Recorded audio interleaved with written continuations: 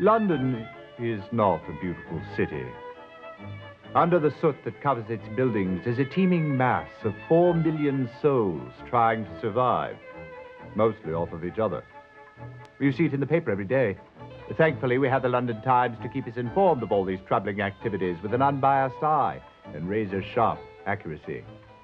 We find this publication to be of invaluable assistance in our investigations, and I'm sure you will as well. Among the forces of evil which run rampant in this city, there are also, thankfully, two groups of individuals who will aid us in our cause. As we do, they attempt to right wrongs and restore harmony and civility to the streets of London. The first of these groups is a ragtag association of young ruffians. I call them the Baker Street Irregulars. Don't let them fool you. They may be scruffy and ill-bred, but they are on the right side of the law. They can go everywhere, see everything, and overhear everyone. They are my eyes and ears in the streets of London, unquestionably a tremendous asset in our work. They will help us in our investigations if they can. The other group is a far more civilized collection of gentlemen and institutions. I call them the Baker Street Regulars. They, too, will be extremely useful in our work. At the start of any investigation, do keep in mind that it is a capital mistake to theorize before one has data. Unwittingly, one begins to twist facts to suit theories instead of theories to suit facts. The people and places to whom I will now introduce you will help us to collect the facts. May we use them wisely. Come, the game's afoot.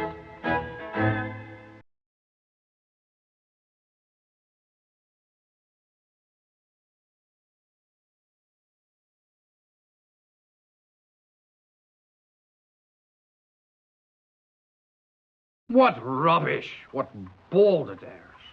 You must have read something terribly disturbing, Watson, for you to be so overwrought this early in the morning. Indeed, Holmes. It's irresponsible of the Times to play upon people's superstitions. Ah, you must be referring to the affair of the mummy's curse. Has the entire city in an uproar. 3 men dead, and they expect us to believe that a 4,000-year-old mummy was the murderer. I'm surprised you haven't taken some interest in this case, Holmes. To the contrary, my dear Watson. I have made some inquiries, because I dare say I do believe this murderer is a much younger chap.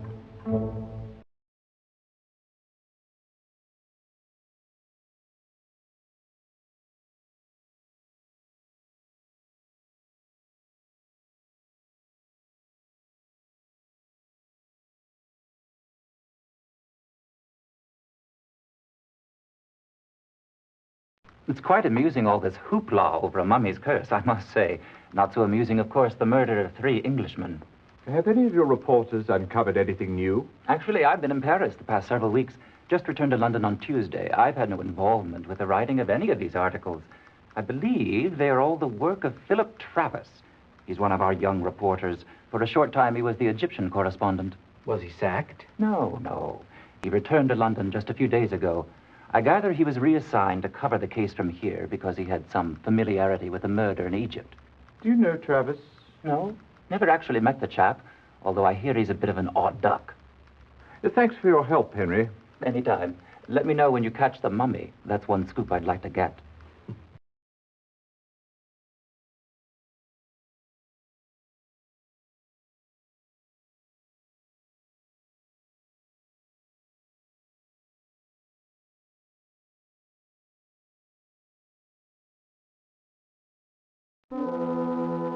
Here is a passenger list you requested, sir.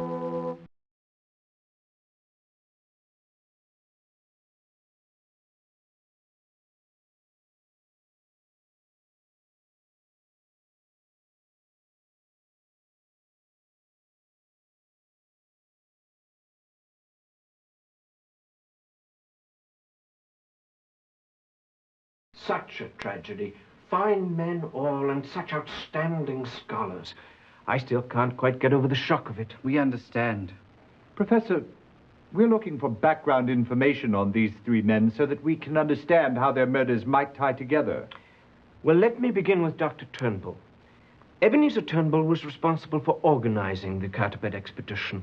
Quite a remarkable man, really. This was the first time he teamed up with James Windibank. Professor Windibank was one of our most popular lecturers. In fact, several of his former students were also eager to accompany him. I recall him saying that he was having difficulty choosing. Weatherby turned out to be the lucky one, though it seems far from it now, doesn't it? I suppose Smith and Travis turned out to be the lucky ones after all. Smith and Travis? Peter Smith accepted the invitation to join another expedition. As for Philip Travis, he was quite keen on accompanying Professor Windibank. In fact, he became exceedingly upset when Andrew Weatherby, a postgraduate student in the department, was chosen instead. Took it rather personally, I should say.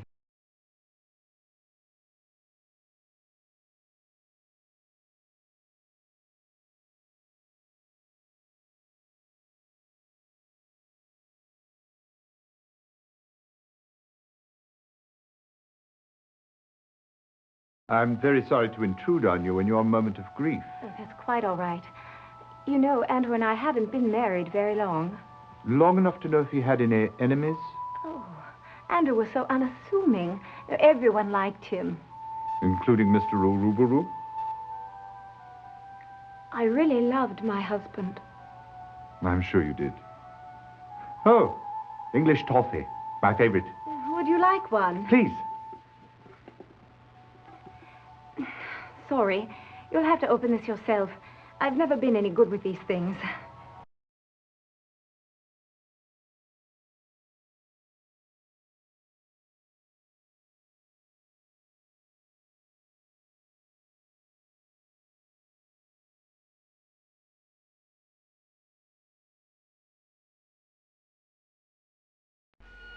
Hello? Is anyone there? Mr. Farmy, are you at home? Apparently so, Watson. Look. Oh, what ghastly business. Everyone will assume the mummy has struck again. Hardly a plausible assumption. This poor fellow has a knife in his back and not a scrap of sheeting about his neck. How very observant, Holmes. Ring up Scotland Yard. This case is simple enough for them to solve. You've solved it already. Elementary, my dear Watson. Obviously, it was the butler. Butler? What butler? Exactly my point. A man as wealthy as Akram Farmy would always have a manservant about him. After the foul deed, this one obviously beat a hasty retreat.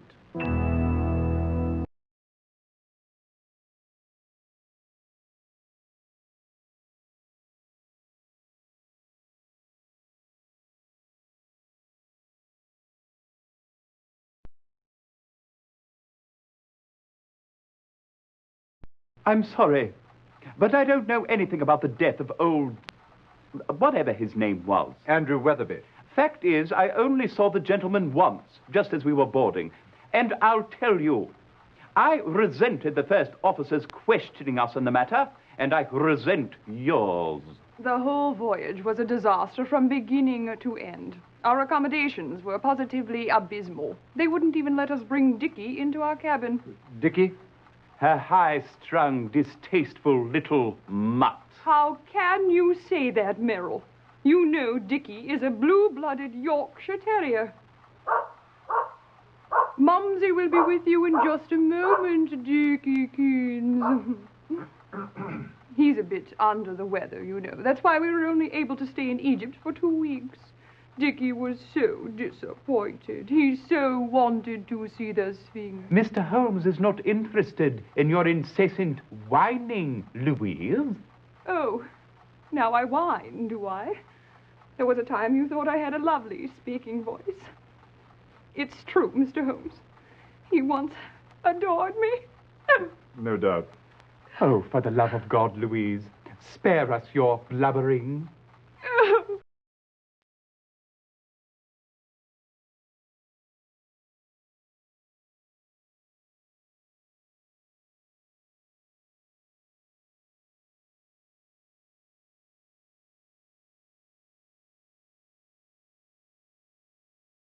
Now, the thing what does strike me as odd is the passenger list of the Eastern Empress. Now, I'm not saying it has anything to do with the mummy murders, mind you, but it was a bit out of the ordinary. What was Hogg? Akram Farmy, for starters. He's a well-known importer, he is, for a price, a considerable price by all accounts. He can acquire whatever one's heart desires, be it jewels, art objects, or even wild animals, if that's what you fancy. I'd say he was on board that ship to transport something very valuable. The presence of one high-powered importer on a London-bound vessel is hardly reason for suspicion. Right-o. But Abdullah al-Saad was also on board. Oh, yes. The well-known agent for the Sultan of the Ottoman Empire. You never miss a trick, do you, Holmes? Well, whatever it was what Fahmy was carrying, I'd say it was something those Turks wanted to get their hands on.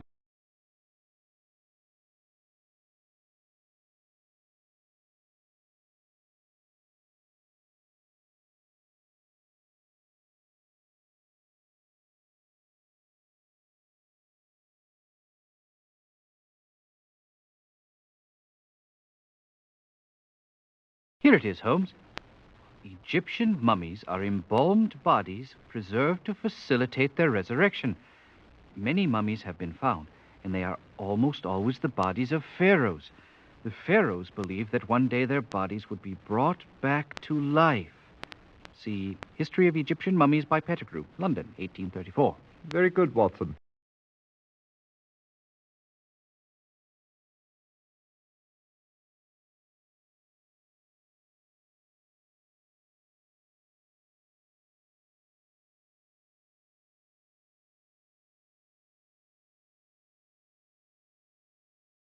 Beg your pardon, but could I have a word with you, Sir Jasper? Dr. Watson, of course.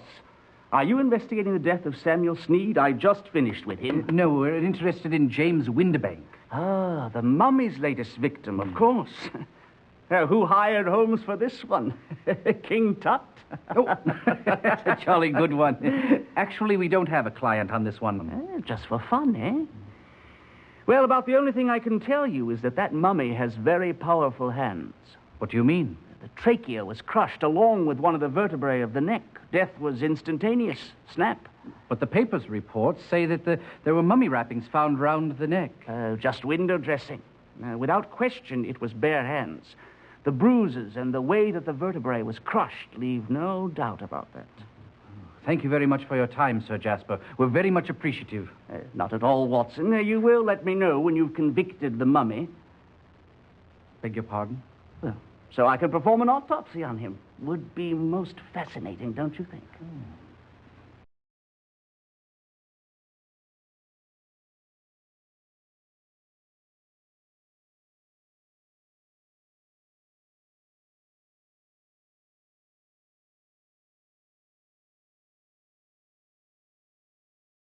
Pettigrew wrote this book over 50 years ago, and there's still nothing better on the subject. Fascinating. Just fascinating. And what can I do for you today, Whitson? It's Watson, sir. Watson, yes, of course. We're interested in what you may have learned about this mummy case. Oh, so these days it's mummies you're chasing down with that fella Holmes. It's Holmes, sir. This is what I said now, isn't it, Whitson? Yes, I believe you did, sir. Let me show you what I found so far. This is the bit of linen that was found round the neck of James Windibank. I examined it thoroughly, and it is quite old, perhaps thousands of years. However, it is not the murder weapon. Are you certain of that? Aye. The linen is quite old, but it's not at all strong enough to strangle a grown man. Very interesting, sir. I also found something quite fascinating. Take a look through this glass. Do you see those short hairs on the fabric? They look precisely like hairs. Of course they look like hairs. But what kind of hairs? They're not human hairs. They're dog hairs. Now, look at this. This piece of linen was found round the neck of the victim on board the ship. Well, his name was Leatherby or something. It is also quite old, and on it I found more hairs. More dog hairs? No, my dear man, monkey hairs. I've not yet been able to identify the precise species, but it's just extraordinary, isn't it? Quite. But what do you think it all means? Well, I'm not the sort who likes to jump to conclusions, Whitson. But I can assure you that neither of these bandages were the murder weapons.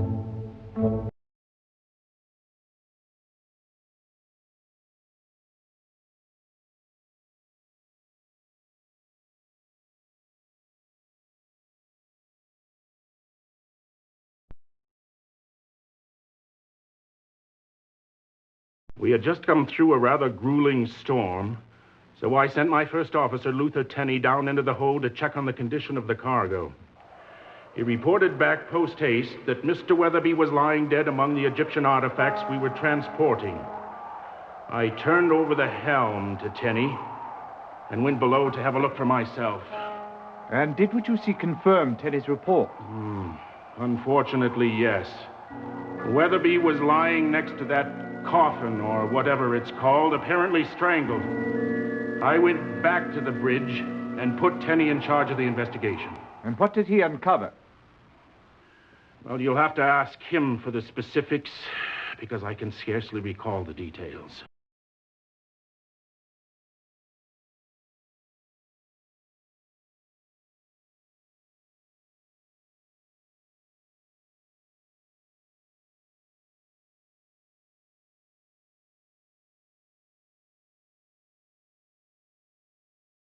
There was a couple of blokes in here just a fortnight ago what mentioned the Eastern Empress. Never seen 'em before. Haven't seen 'em since. One was a swarthy fellow, Arab unless I miss my guess. The other was an old English gent. I overheard 'em say something about a bird and later caught the name of the ship. I hope that helps you. Care for a drink here?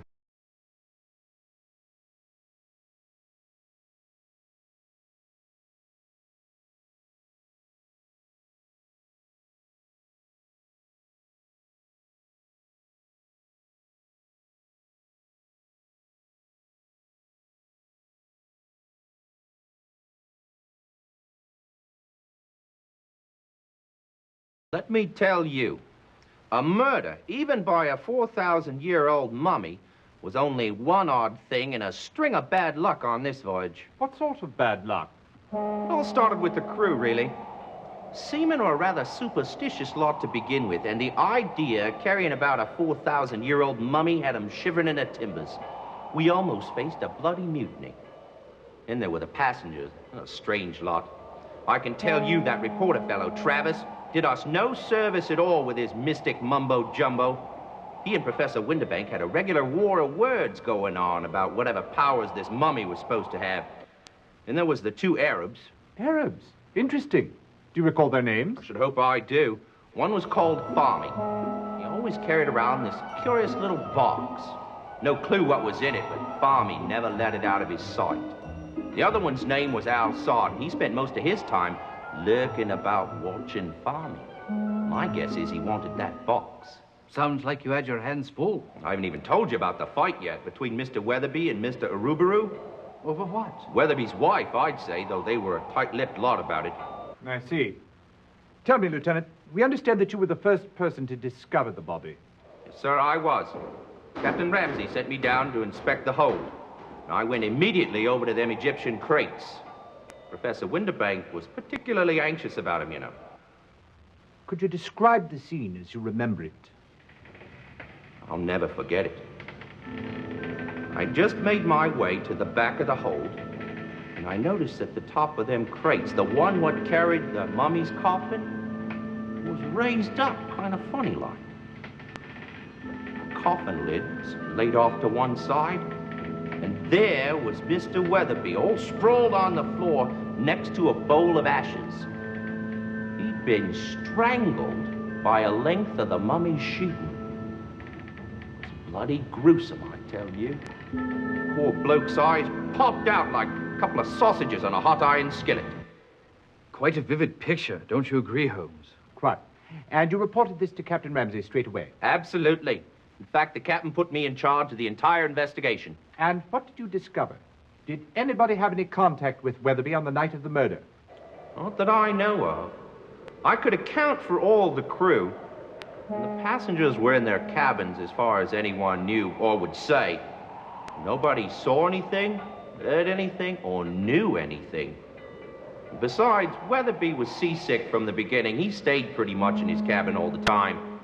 Maybe that's why the lovely young Mrs. Weatherby was gallivanting about. With Uruburu? Yes, indeed. And what of the bowl? Where is it now? The bowl? With the ashes. Oh, yes. You know, now that you mention it, I don't recall ever seeing it again.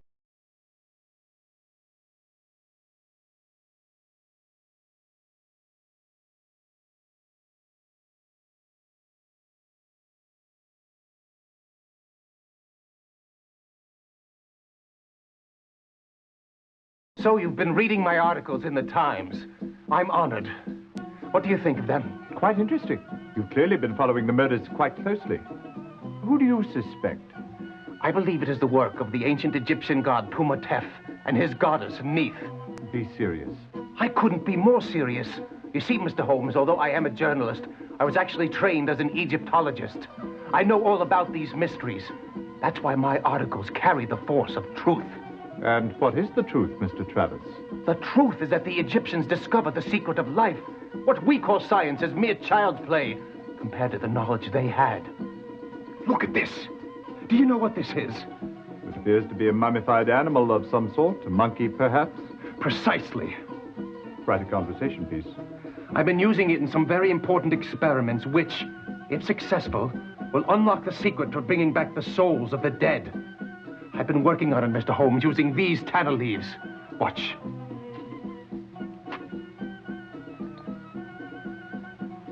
Uma lotus. Licantina. Burura.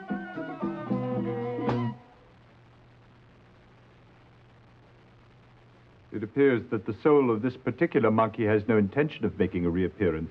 It's only a matter of time. I know it is. After all, these secrets have been buried for thousands of years. These things don't happen overnight. But it will happen someday. This is my mission. I believe I'll leave you to your work, Mr. Travis. Don't go yet. Let me show you more. Thank you. Some other time, perhaps.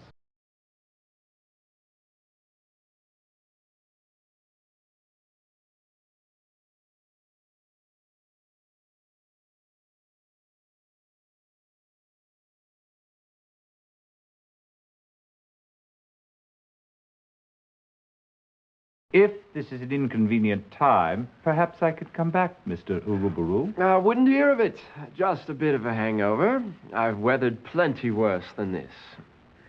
I'm investigating the death of Andrew Weatherby. You were on the ship with him out of Cairo. Did you happen to make his acquaintance? Weatherby, a most tedious fellow. So tedious, one might want to do him in. Don't be preposterous. In my condition, I couldn't have done anything of the sort. What condition was that? And I thought you were a great detective. The first night out, a few of us threw a bit of a bash that went on until we docked in London. Did Mrs. Weatherby attend this particular bash? She was the guest of honor, you might say.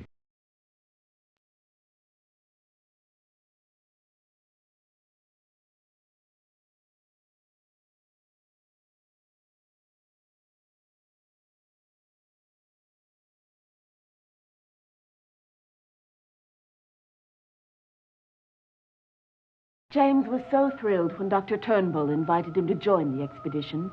He felt he had spent his entire life reading books about archaeology, and now was finally getting an opportunity to go out into the field. Tell me, Mrs. Winterberg, when your husband returned, did he discuss the deaths of his colleagues? Of course. James was extremely upset. I know he did not believe a curse to be responsible. My husband was a man of science.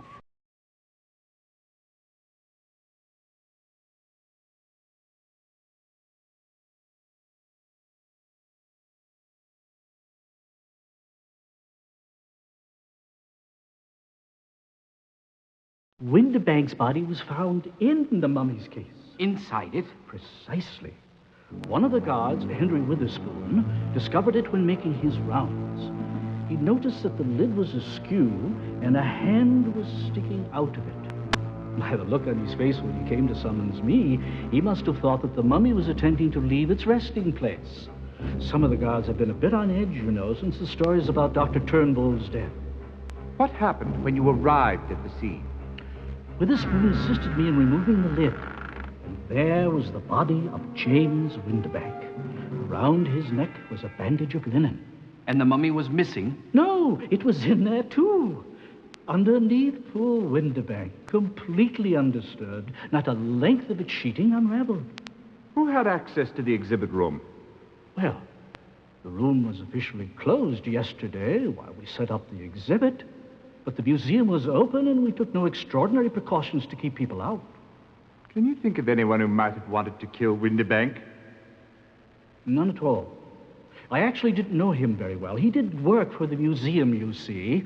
He was with the London University. The university and the museum were joint sponsors of the Ketterbeck expedition. Mr. Johnson, can you think of anything whatsoever that might shed some light on this affair?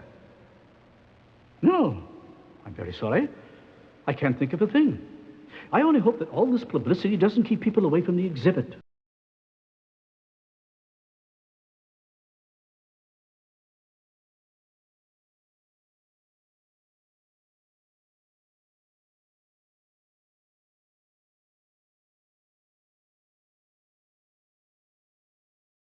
Sorry, fellows. I don't mean to be brusque, but I am too occupied at the moment to concern myself with these so-called mummy murders. Perhaps if the mummy's solicitor were to contact me, then perhaps I would consider defending him.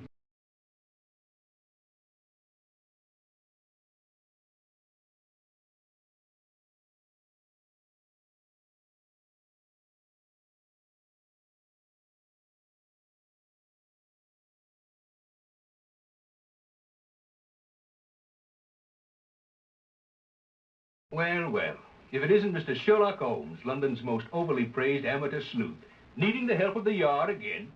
Are you going to stand for that, Holmes? Let's just see who proceeds to solve this case, Watson. Inspector Lestrade, my good man, I'm looking into the cause of James Winterbank's death. I should have known. That murder has brought out every crank in the city. I think the professional police can wrap this one up. All the same, could you tell us what you've discovered to date? One dead archaeologist, no suspect, no motive. And what of Andrew Weatherby's death? Have you looked into that? I have talked to Captain Ramsey, but we have no leads. Look, I'm not even sure that Weatherby's murder falls into our jurisdiction. And if it doesn't, you're not going to find me worrying about it. As it is, I have enough murders to take care of.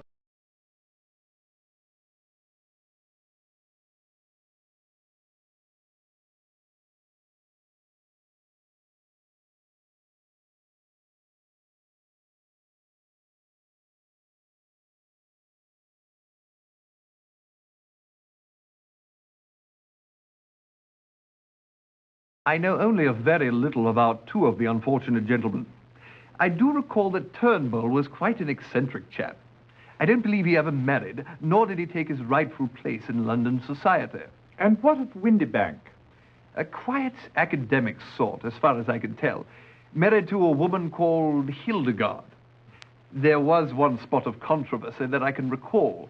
It seems a few years back he had a run-in with the Anti-Vivisectionist League. No, but of course. It seems that during a lecture on the advancement of science, he spoke of the autopsy of his own pet, a recently deceased Yorkshire Terrier. Well, I can tell you the Times received a great deal of letters to the editor condemning him on that one. Even one from a Louise Fenwick, who threatened to vivisect him. Oh, dear. Well, then I surmise it's Weatherby you know nothing about. Well, now that you mention it, I believe he was assisting Professor Winterbank in that lecture series.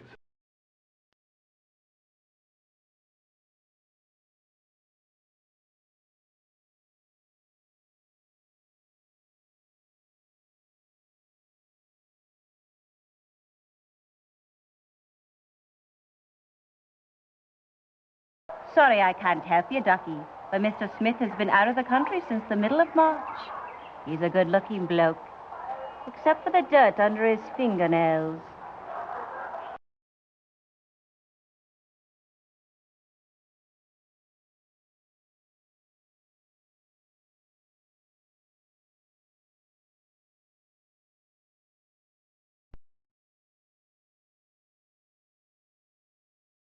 Mr. Turnbull apparently left what little he had to the Egyptology department at London University. And Winterbank left everything to his wife Hildegard. What about Weatherby? Ditto. Everything was left to his wife Clarissa, although being such a young chap, it hardly seems that he had much to leave at all.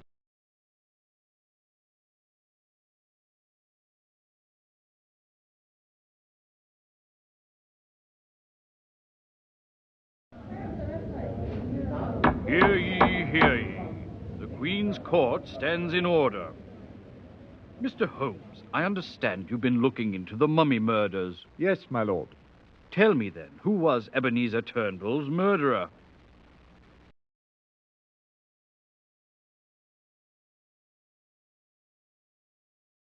And what makes you so certain? What was Travis's motive for killing Turnbull? And what of Andrew Weatherby? Who murdered him?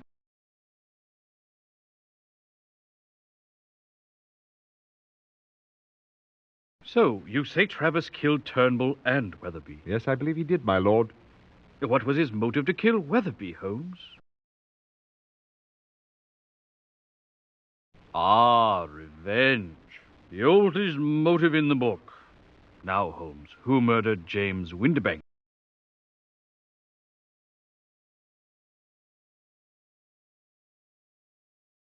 This Travis seems to be quite a busy fellow. What made him kill James Windibank? Excellent job, gentlemen. You have solved the case to my satisfaction. The court stands in recess. Until next time, of course. My word, dear Holmes. Perhaps we are in the wrong business altogether. If we had been top-notch, we should have cracked this case in 26 points. I think I will ring up the university immediately and see if we might enroll in a detective course.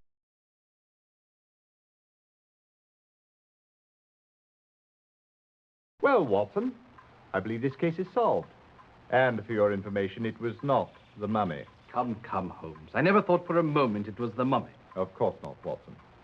However, the murderer and the mummy did have one thing in common. What's that? They both were the only ones present at the time of the murders, except, of course, the victims. You state the obvious, Holmes. Ah, but it is seeing the obvious that is important. First, I saw no reason to assume that we were dealing with more than one murderer. Secondly, the locations of the murders limited the number of suspects. Limited them? The first murder was in Egypt, the second on ship in the middle of the sea, and the third in London. You call the entire populations of London and Egypt a limited number of suspects? No, Watson. We had to find someone who was in Egypt for the first murder, on the ship for the second, and in London for the third. Oh, but of course. According to the newspapers, the Eastern Empress was in Bombay at the time of Ebenezer Turnbull's murder, so that eliminated the ship's crew as suspects. Thus, I needed the list of passengers who boarded the ship at Cairo. It was our visit to Jardine, Mason and Company that provided our first critical clue. From it, I learned that Philip Travis was a passenger. I then learned that Travis was the chap who reported on the first murder. He became one suspect, but I had no motive. Clarissa Weatherby, who was also at the scene of the murder in Cairo, was another possible suspect, since she appears to have had a bit of a dalliance with Mr. Uruburu there on the high seas. So I had found her motive for the murder of Weatherby, but not a motive for the murder of the others. Then whom did you eliminate? Mrs. Weatherby. Her hands were not strong enough even to open a jar of English toffee, let alone strangle a grown man. And what of Travis's motive? It seems that Travis was a student in the Egyptology department at London University and had studied under James Windibank. He wanted very badly to be chosen as a member of the expedition, but Windibank turned him down. Instead, Weatherby was chosen and Travis was furious. So there you have the motive for two of the murders. And what of his motive for the murder of Turnbull? Evidently, Travis had written a vicious article questioning Dr. Turnbull's credentials to lead the expedition. Turnbull's response was quite harsh, probably powerful enough to drive an odd duck like Travis to murder. Very impressive, Holmes. Elementary, my dear Watson.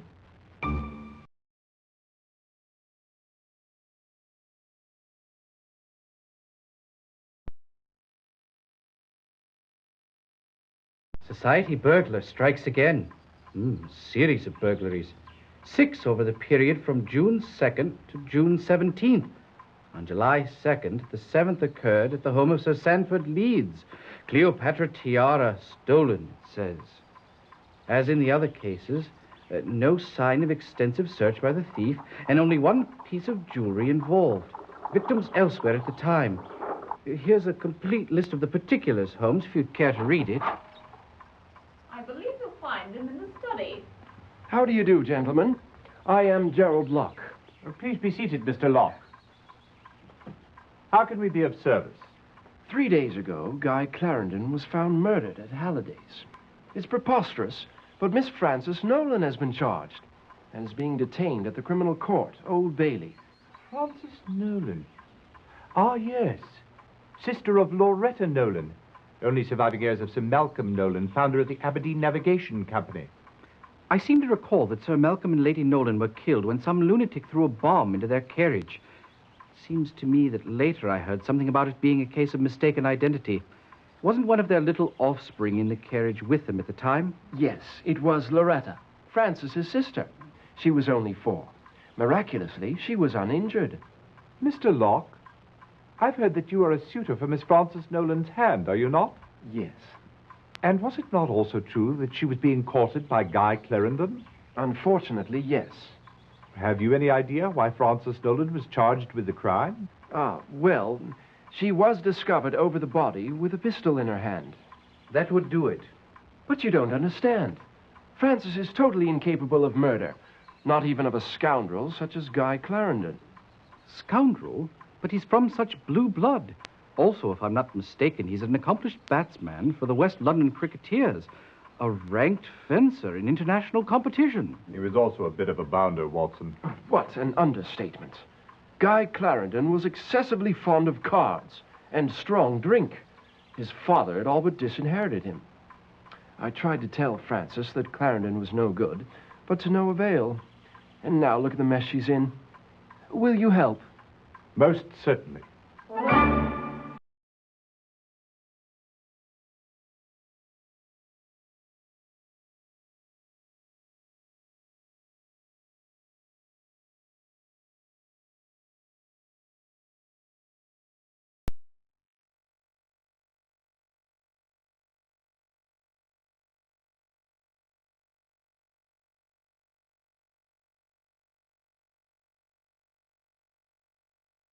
This is a difficult thing for a man to say about his only son. But Guy was a wastrel and a ne'er-do-well.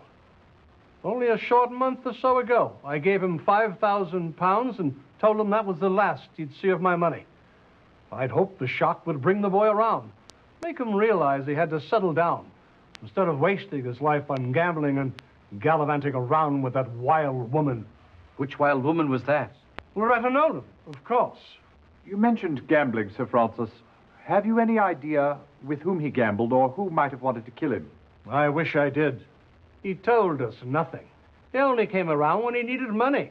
And when I told him there'd be no more, we never saw him. Just about broke his mother's heart. There, Gertie. We still have one another.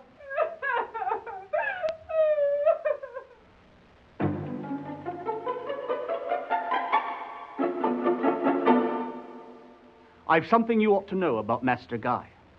One morning, rather early, about 4 or 5 weeks ago, I heard a terrible clatter downstairs, so I came down to investigate. It was Master Guy just coming home. He was in a terrible state, all battered and bruised, with a fresh cut on his forehead. I asked him who did it to him, and he wouldn't say. I think he was afraid for his life.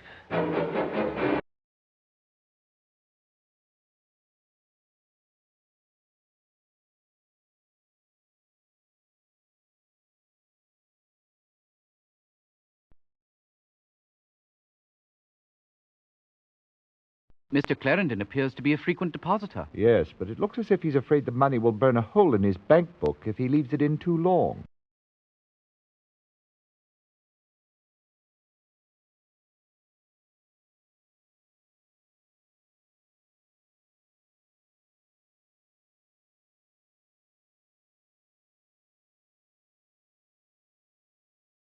So, sorry to have kept you waiting, gentlemen. I assume you are inquiring about the Nolan girls. Yes, we are. How long have you been their solicitor, Mr. Davenport? Actually, in practice, I am serving that function only for Frances. Loretta has not sought a word of my advice since she came of age and was able legally to get her hands on her trust fund. Had Loretta the presence of mind to follow my good counsel, I'm certain she would be in a far better financial situation today. Do you recall a meeting with Miss Francis last month when she blacked out? Well, I did have a very odd meeting with both Miss Francis and Miss Loretta several weeks ago. How so? Well, I wouldn't say she blacked out as such, but she did leave rather unexpectedly.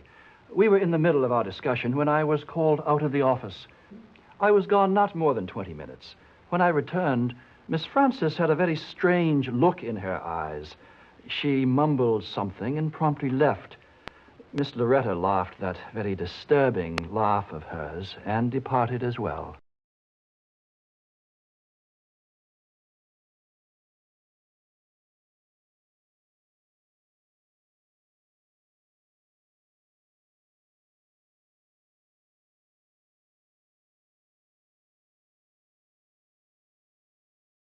I understand that Wilfred Robards is considering taking Miss Nolan's case. He might be able to help you. If you'd like, I can arrange an interview with Frances Nolan.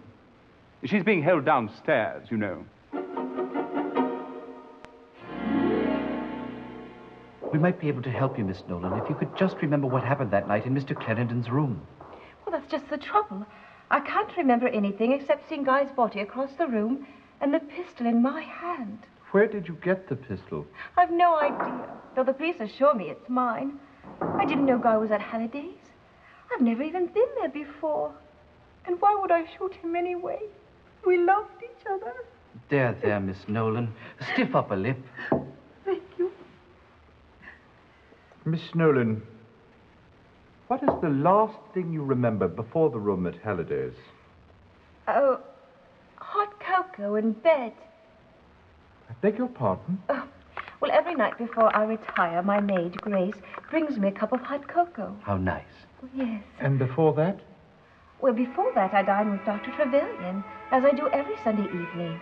My sister, Loretta, is under his care. The doctor and I have become good friends over the years. He left at 10 o'clock, as he always does. May I ask, where did you first meet Guy Clarendon? At the country estate of Cornelius Oldwine, in March. My sister, Loretta, was attending a party there.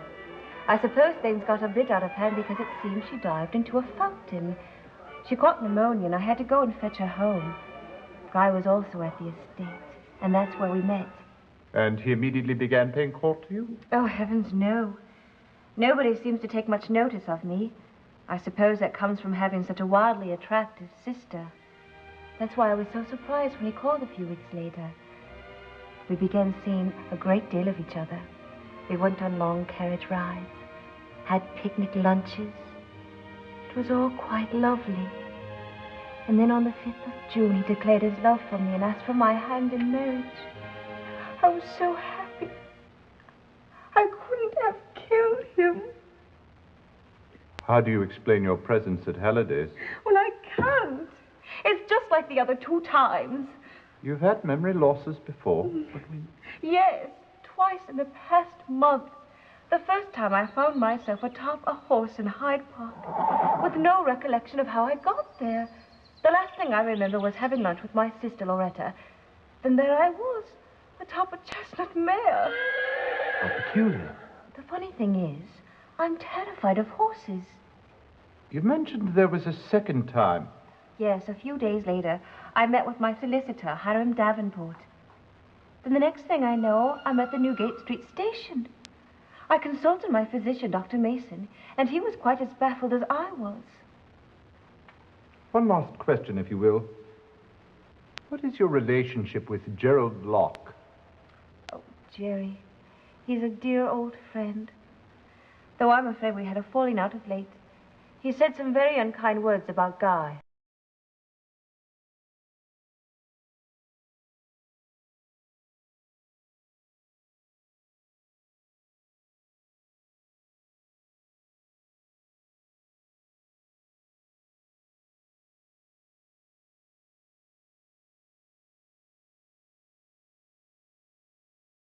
Clarendon, poor chap. He arrived on the 29th day of May and was given a front room on the 3rd floor. 2 days later, he asked to be moved to suite 205. To your knowledge, did he have any visitors? Only 2 that I'm aware of. One was a most disagreeable fellow. He was rather large, had a thick walrus moustache, and a very prominent scar down his cheek. He arrived on the 1st of June, the very day of Mr. Clarendon's move. He simply came in, sat down in the lobby, and waited. 20 minutes or so later, Mr. Clarendon came down from his room. The big man yanked him aside. I was about to send for a bobby when Mr. Clarendon signed me that all was well. After a few minutes, they left together. I never saw the man again. His other visitor, who came by quite frequently, was a most striking woman. She was quite fashionably dressed. She had a most distinctive laugh, very full and deep. I've no idea who she was. Please, tell us about the morning of July 2nd. It was about 9 o'clock when a woman entered.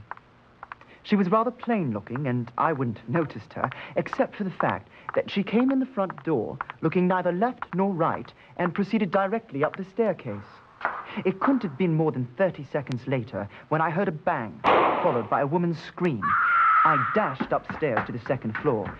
The door to room 205 was open. Inside, I found the body of Mr. Clarendon and the woman who'd just come up. She was lying in a swoon in the center of the room with a pistol in her hand. I revived her with some whiskey. When she came to, she was totally disoriented. She had no idea where she was or what she'd done. When she saw Clarendon's body, she let out a shriek and dropped the pistol. I summoned the police. Tell me, at what hour are the hotel's front doors locked? Oh, 10 o'clock, sir. Anyone who arrives after that has to be let in by the night staff. Of course, Mr. Clarendon was never one of those. He was always in his room before 10. May we see his room?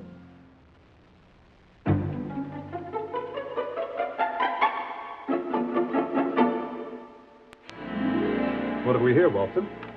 Appears to be a bank statement. Oh, look here, Holmes. Appears the maid missed a spot in her sweeping. Good thing she did, Watson. You're staring at evidence. Blood. What's this stain here? Smells like a fine sherry. Looks like someone's been celebrating. The question is, was it with the body or over it? Nothing much here. A couple of shirts and 3 pair of shoes. But what you failed to notice, my dear Watson, is that one of the pairs of shoes is canvas and has been dyed black. Interesting. A sweater and trousers. An ensemble in black. Not much of a view. All I can see is a brick wall of the building across the alley. Ivy vines winding up a trellis.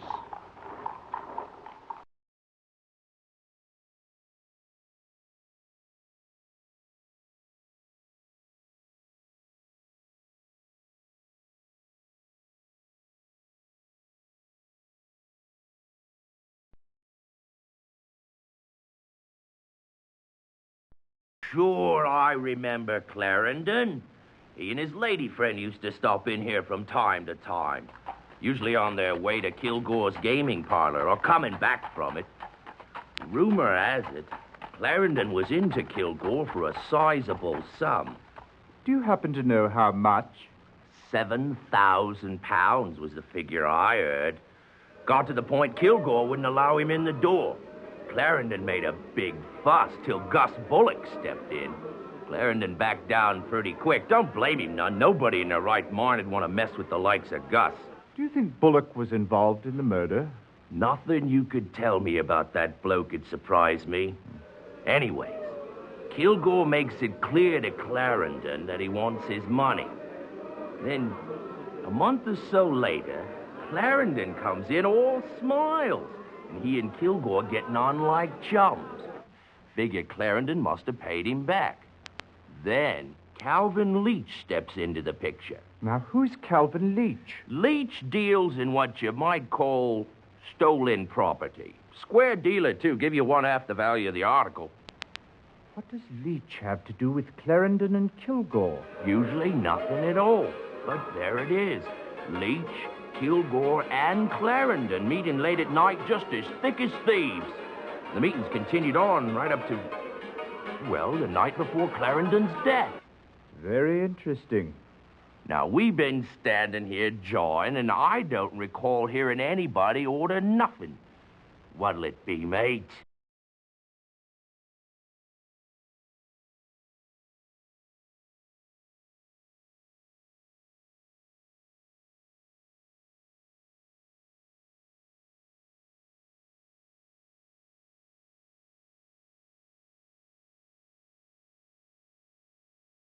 Do you remember a woman who came in recently and purchased a Derringer? Oh, matter of fact, I do, sir. We don't get women in here very often, especially not alone. And I particularly remember that one because she was so pretty and she looked like she really knew how to have a good time, if you'll pardon the expression. Do you remember her name? I should say I do. She repeated it twice whilst I was filling out the order form. Seems like it was very important to her that I get her name right. Let me see, it was, Francis, no, less, well, it was Francis something or other, sir.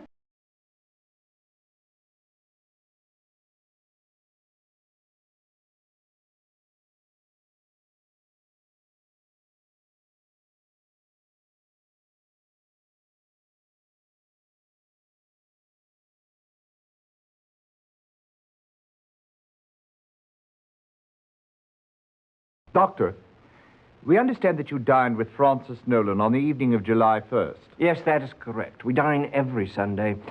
Her sister Loretta has been under my care for some 10 years. First at the Mesmer Braid Institute and then in private practice. Without breaching physician-patient protocol, would you mind telling us the nature of her illness? She never quite recovered from the overwhelming trauma of watching her parents being blown to bits. I quite understand. As is often the case with young orphans, they tend to create fantasies about their parents. Miss Loretta Nolan truly believes that her father was the King of England, making her a princess.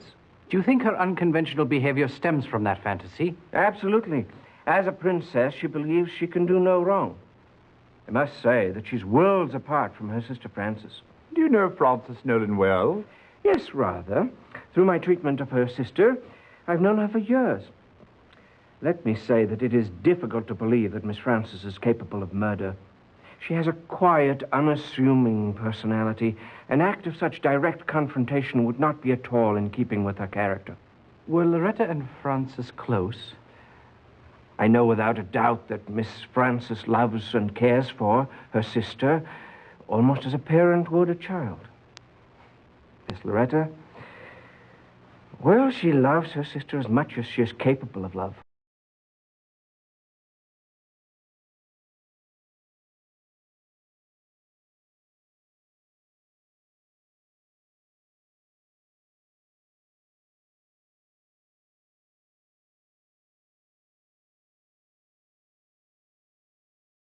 Their father, Sir Malcolm, left them each a 1/6 share.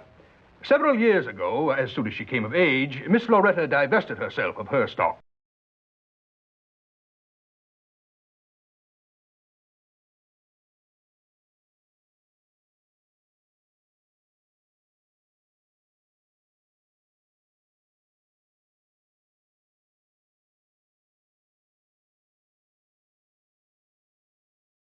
Both Loretta Nolan and Guy Clarendon have had several complaints filed against them, although neither of them has ever been arrested. Both have been cited for public drunkenness. Likewise, both have been involved in some unusual pranks, but no one has ever pressed charges.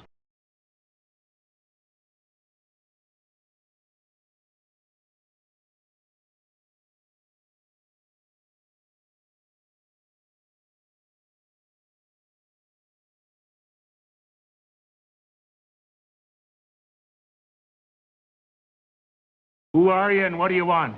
Dr. John Watson, sir. I wondered if you might be kind enough to answer a few questions. About what? Guy Clarendon. That welching little weasel, what about him? He's been murdered. Ah! I'd say he got what he deserved. And if you don't clear out of here in 2 seconds, so will you.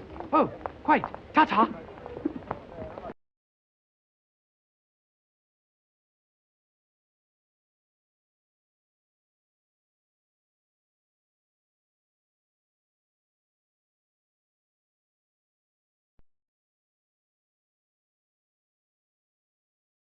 My husband, God rest his soul, gave me that necklace for our 50th wedding anniversary.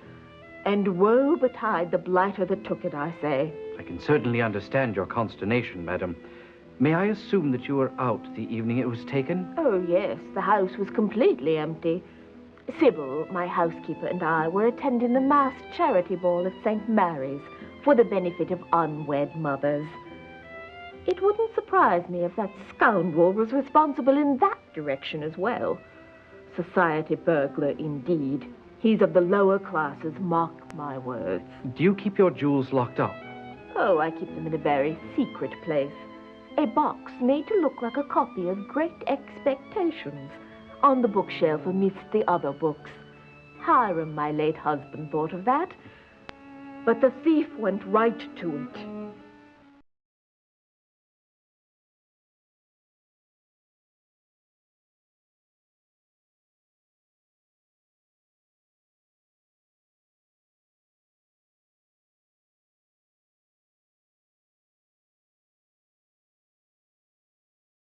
My wife and I were guests at a small dinner party at the home of Otis Richmond. We arrived home sometime after midnight, and as my wife was putting away her finery, she noticed the bracelet was missing from her jewelry box, and we summoned the police immediately. The servants were questioned? Oh, they've all been with us for a number of years, and I haven't the slightest suspicion about them. But yes, the police did question them thoroughly. All were in bed asleep by the time we arrived home, and none heard anything untoward. And nothing else was taken? Surprisingly not. Yet you are positive that the bracelet has not simply been misplaced? No, my wife actually put it on while she was preparing for the evening, and then she decided against it. I saw her put it back in the box. Where does she keep the box? In her dressing table, there's a special compartment in the side of it. The box fits in rather neatly.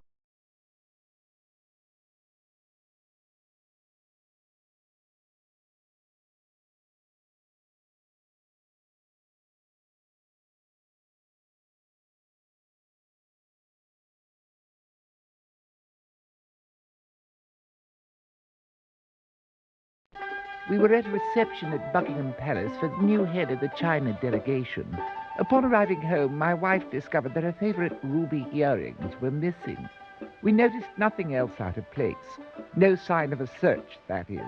And none of the servants had heard anything suspicious.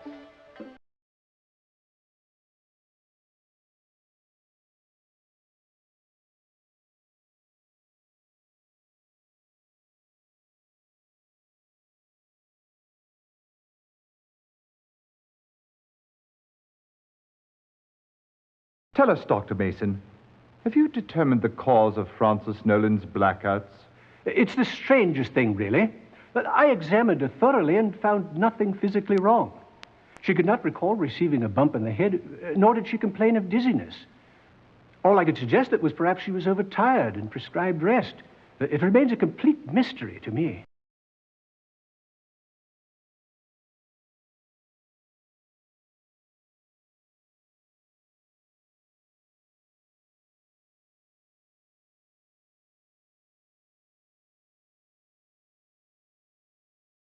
You're quite sure the murder weapon was a small caliber pistol?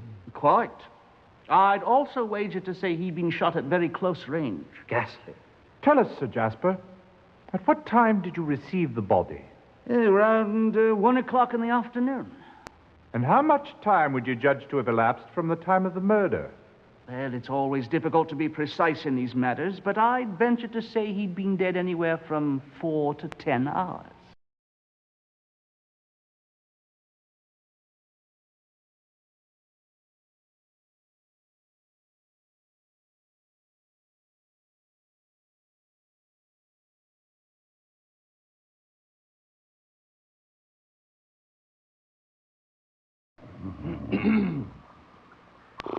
I say, excuse me, Dr. Murray. Hello. What? Oh, my, I must have dozed off. Ah, it's you, Whitson. And what are you doing with yourself this afternoon? Or is it evening already? Have I missed my tea? It's Watson, sir. We're looking into the Clarendon case, and we were wondering... Clarendon? Ah, I just finished that report when I dozed off. Let me see. Number 301, I believe. Ah, yes. Here it is. Number 103.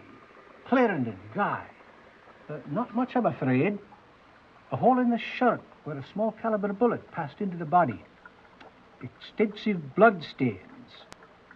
Powder burns indicating a close-range shot. Ah, here's something interesting. On the lower part of the shirt, I found traces of alcohol. Wine, to be exact. Now, I have a good nose for this sort of thing, and I believe it to be an inferior quality Italian red.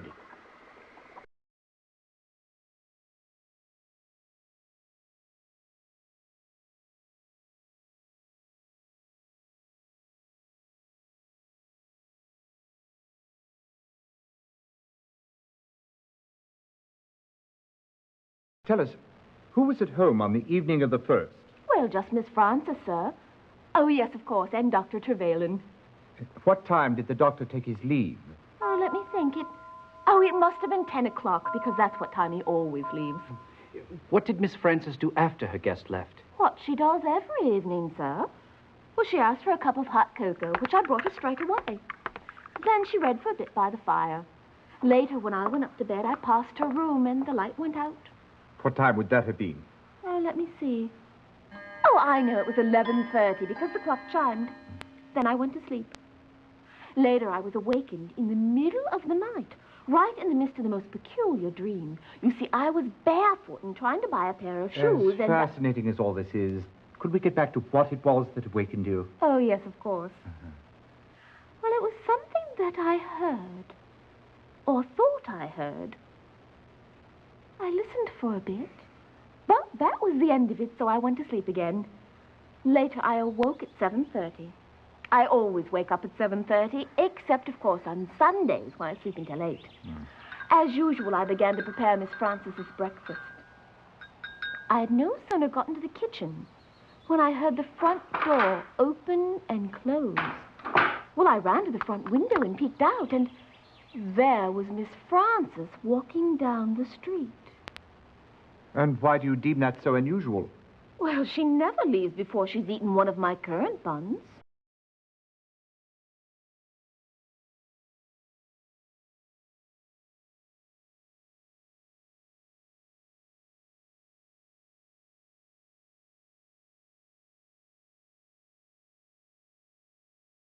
Enter and be recognized. Oh, you don't wish to play Her Majesty, eh? Very well. You do not seem particularly disturbed by the recent turn of events, Miss Nolan. Each of us grieves in his own way, Mr. Holmes. It must be difficult for you to face the possibility that your own sister may have killed your dearest chum. Guy was fun to be with. And as for Frances, I love her dearly, but, well, it's funny to think Miss Right and Proper has finally gotten herself into a bit of a jam. Miss Nolan, may I ask, when was the last time you saw Guy Clarendon? Let me think. I believe it was the Richmond's party last Thursday. Yes, I'm sure of it. God, we did cut it up a bit there. And after the party? We did not go home together, if that's what you're implying. That would have broken Frances's heart. She was head over heels for Guy, you know. She had some foolish notion that he was going to marry her. Not that someone like him ever would. But I do recall her saying, and it might have been the night of his death, that she was going to have a talk with him about their future.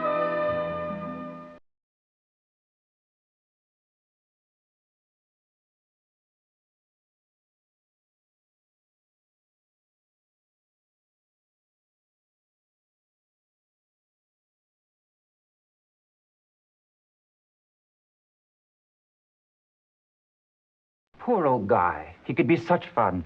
I'll never forget what a jolly good time we had the night he climbed the fountain at my country estate. How acrobatic. You don't know the half of it. It all started with Loretta. It seemed those things always did. Anyway, someone dared her to jump into the fountain. It being March and quite chilly, no one actually thought she would. She did them on better. She jumped straight in and swam to the center, where I have this absolutely dreadful sculpture of a lot of fat water nymphs. It rises some 20 or 30 feet in the air. She climbed it, though. The woman must be part monkey. Then she dove in. After that, it seemed to be the thing to do, so everybody took the plunge. Guy was the only other one who actually climbed to the top of the fountain, though. By the end of the weekend, half my guests came down with sneezes. Loretta caught pneumonia.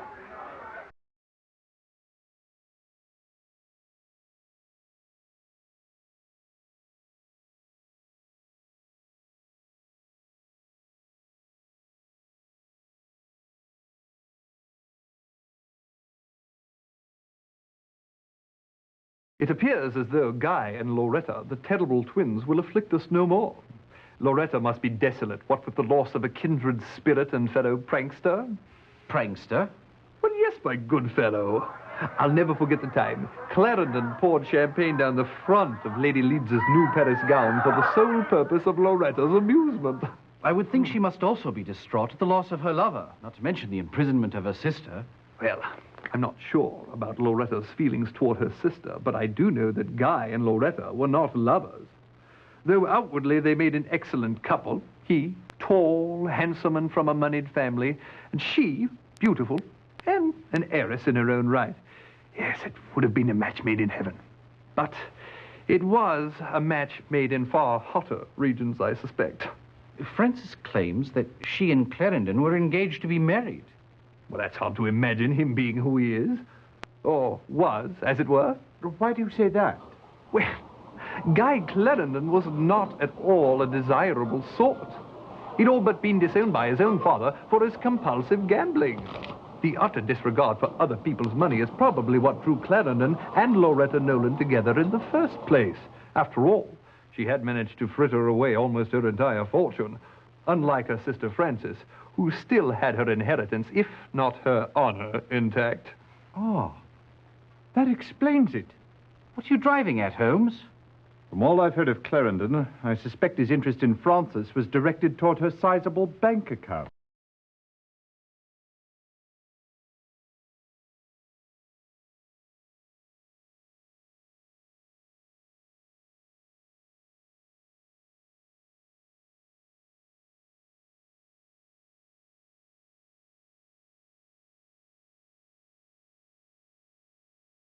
At first, I thought it must have been one of the servants. After all, there was no sign of a search, and nothing else was disturbed. Did you question them? Thoroughly, but none of them would admit a thing. It really wasn't until Hardinge and Bessie Durth were robbed, and the newspapers referred to us as victims of the society burglar, that I was certain it wasn't any of my staff. By the way, can you recommend a good housekeeper and valet?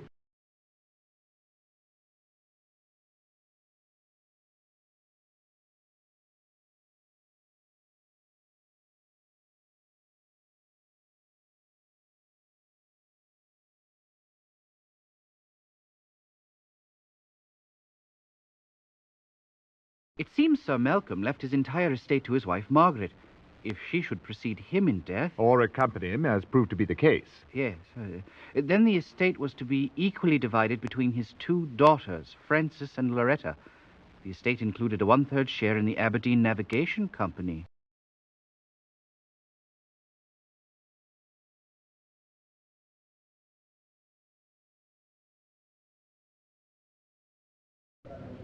Hear ye, hear ye. The Queen's Court stands in session. Mr. Holmes, I understand you've been looking into the murder of Guy Clarendon. That is correct, my lord. Would you be so kind as to tell the court who killed Mr. Clarendon? Please choose from either your notebook or directory, Mr. Holmes. Certainly, my lord.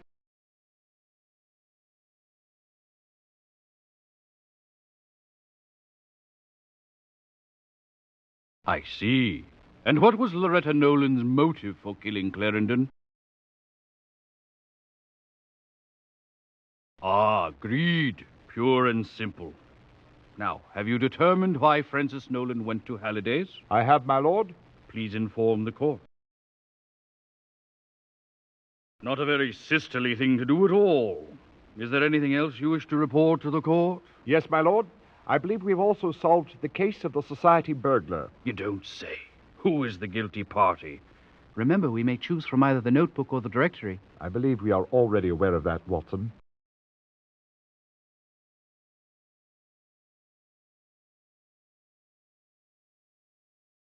Guy Clarendon was straight from the upper crust.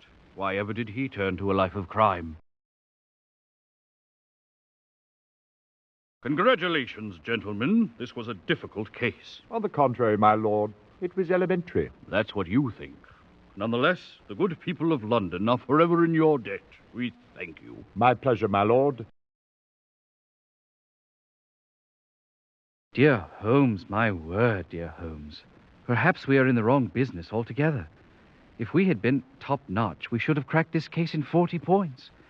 Perhaps we should consider opening a tobacco shop and leave the detective work to Scotland Yard.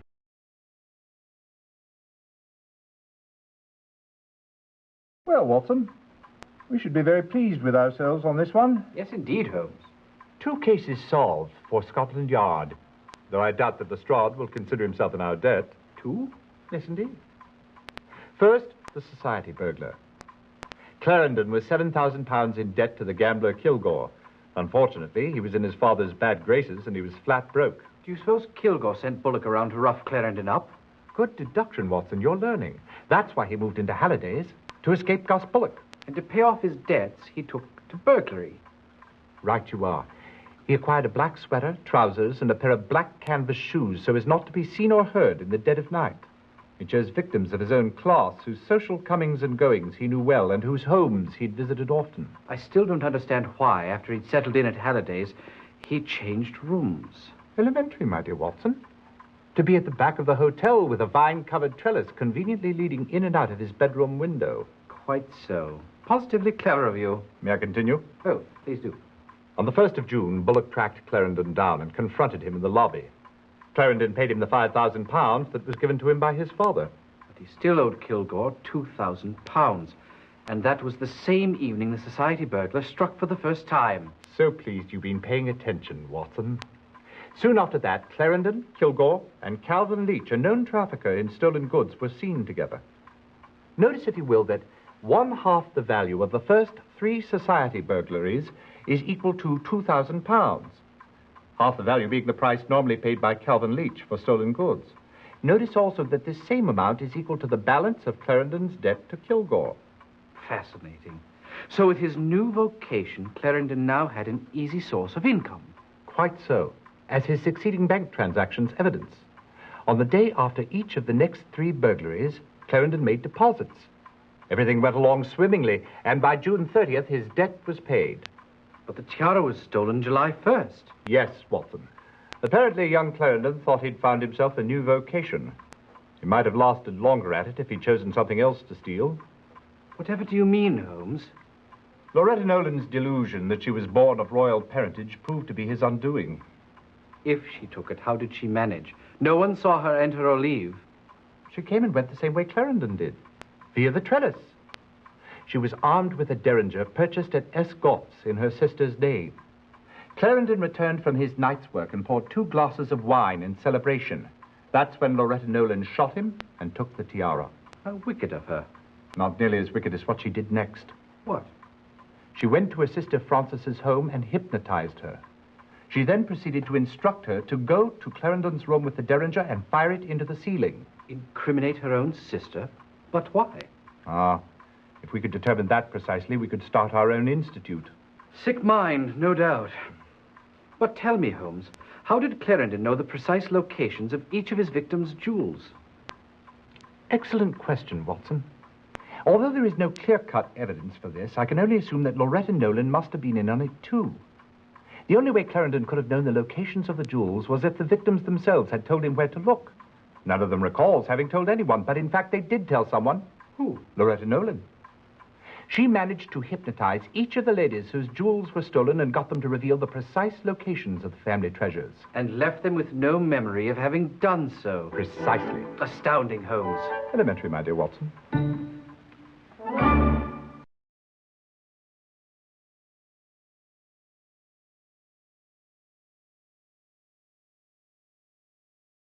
May we be of some assistance, Inspector Smythe?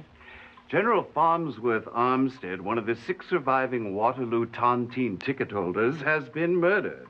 Waterloo Tontine? The Waterloo Tontine was a lottery of sorts, Watson. It was set up in 1815 to aid the veterans of the Battle of Waterloo. Wellington's victory over Napoleon. Yes, of course. I knew that. Quite an ingenious plan on the part of the founders. £1 bought a ticket in the name of some young relative. The ticket proceeds amounted to over £1 million. Half went immediately to veterans and their families for medical and hardship expenses. What became of the other half? It all went into an account at the Bank of England, where it's been collecting interest all these years. Very clever. And how does one win this prize? Simply by outliving all the other ticket holders. And now you say one of them has been murdered. Very suspicious. Who are the remaining 5? The oldest is Captain Robert Jurgens, age 82. Then there are Anita and Claire Thomas, who are 80-year-old twins. William Rowland is 79, and Peter Dudley is 77. Poor General Armstead was the youngest at 74. Seems as if he would have had the best chance to outlive the others. I recall reading something in the Times about a big to-do involving the Tontine survivors on the 18th. That's correct. The Waterloo anniversary banquet at the Langham Hotel. Why is the name Armstead familiar? He was a noted art collector, I believe. He also authored a well-known book, Treasures of the Conquerors. Quite right. At the time of his death, General Armstead was working on a revised edition for his publisher, Norgate and Company. It was to contain an entirely new chapter on a fabulous diamond called the Polar Star, which at one point belonged to Joseph Bonaparte, Napoleon's brother. The general had new information which traced the gem to its present owner. Tell me about the circumstances of General Armstead's death. Oh, yes, of course. Well, let me see. At 10 o'clock this morning, the general's valet, David Sennett, admitted a caller to the general's study. Sennett says he did not know the man. He was elderly and spoke with a French accent. Sennett told him the general never saw anyone in the morning while he was at work. The gentleman insisted that if Armstead read the letter he had with him, he would make an exception. And so it was. Sennett took the letter in, Armstead read it, and went quite pale. He told Sennett to let the gentleman in. Sensing something amiss, Sennett dawdled in the area of the study for the next 15 minutes or so. Then he heard the distinct sound of swordplay. He tried to enter the study, but found the door locked. Then he heard the crash of breaking glass. He raced to the kitchen and out the back door to enter the study from the garden. By the time he got there, the caller had vanished, and the general was leaning heavily against a shattered display case of military miniatures. Before Sennett could assist him, he dropped a saber from his hand and fell over dead. And I take it the letter, which so upset the general, was nowhere to be found. Correct, Mr. Holmes. Well, we shall put our brains and our feet to the task.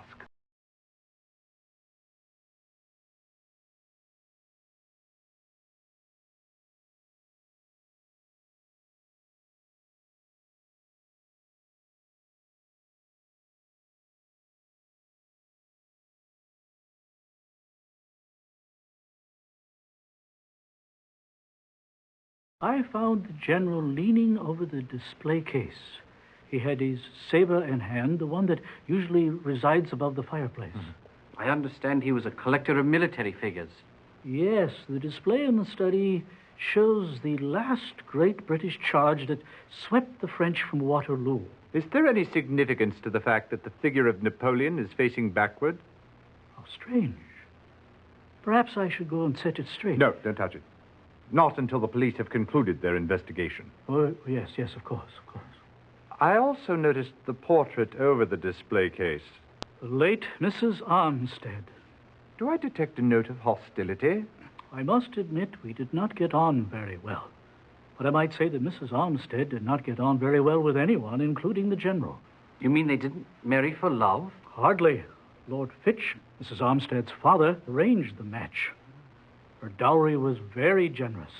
Lord Fitch would pay any amount to ensure that he would not be left with a spinster daughter, especially such a nasty one. If there was no love lost between them, why did he keep her portrait in his study? Actually, it was put up there to needle Mrs. Armstead's brother, the present Lord Fitch. He never approved of the marriage. Even after her death, they were involved with mutual business affairs. They jointly owned stock or some such thing. Tell me, do you know what the General was doing at the time the intruder arrived?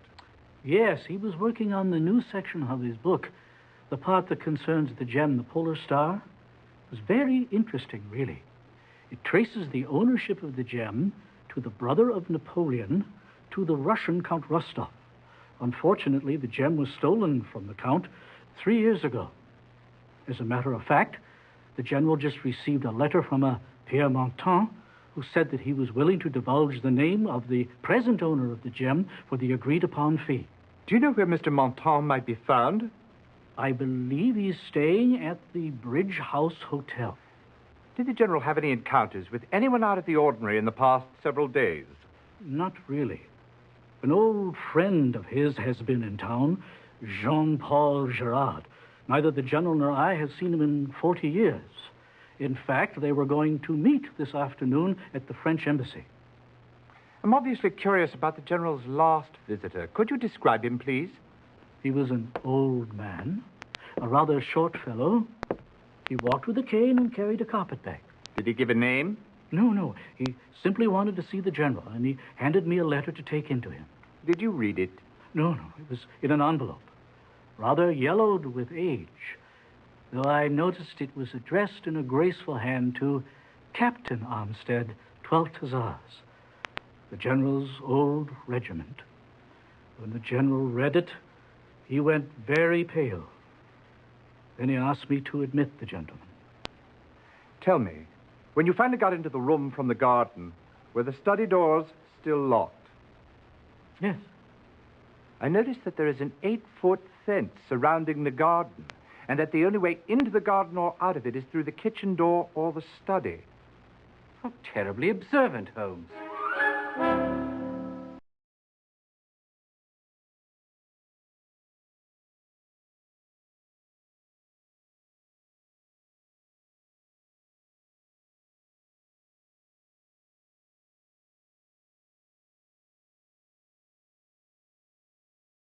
Barney and I spent over a year quartered together in France in War College. We became the best of friends. Did you know much of the General's personal life at the time? He always put the rest of us to shame in the matters of love. Said it was because we had no horse face to spur us on. Did the General have a passion for horses? Mon Dieu, no. He was engaged to a terribly unattractive woman by the name of Mary Fitch. Behind her back, that's what he called her. Horseface. How dreadful. Whatever became of her? She eventually became Mrs. Armstead and brought her great fortune to the marriage. I believe that Farney looked upon his stay in France as his last great fling. Are you saying that there was no particular woman at the time? I did not say that. There was one, but I never met her.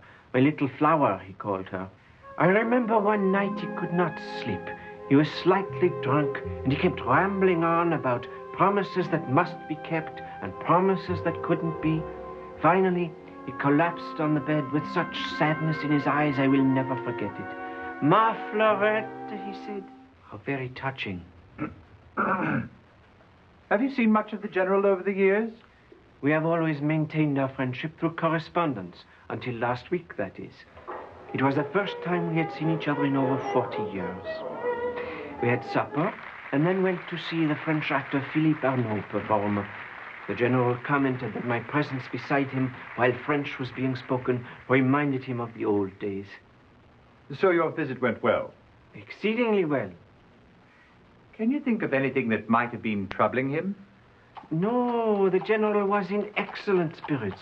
He joked about the upcoming Tontine celebration at the Langham, and he was very enthusiastic about the new information concerning the Polar Star. In fact, this week he was supposed to meet with a countryman of mine about it. It is hard to believe that my good friend is gone.